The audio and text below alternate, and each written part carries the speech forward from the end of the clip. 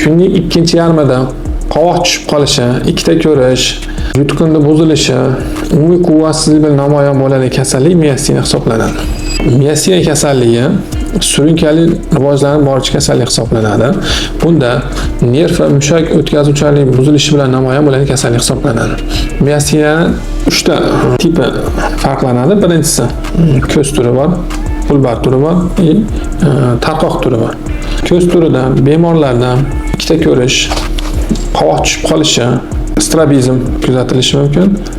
Bulbar turida, ikkinchi turida bemorlarda disfagiya, ya'ni yutqinni buzilishi, dizartriya, artikulatsiyaning buzilishi, disfaniya, fonatsiyaning buzilishi bilan namoyon bo'ladigan kasallik hisoblanadi. Endi tarqoq turida yuqoridagi tiplarga qo'shimcha umumiy quvvatsizlik, ya'ni umumiy quvvatsizlik bilan namoyon bo'ladi.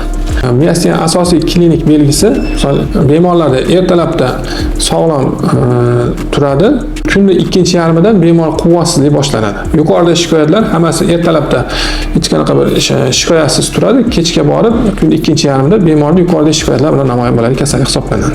Bu kasallikda o'z vaqtida tashxis qo'yib, davolash standart bo'yicha muolajalardan olib borilsa, kasallikdan ijobiy natijaga erishishimiz mumkin.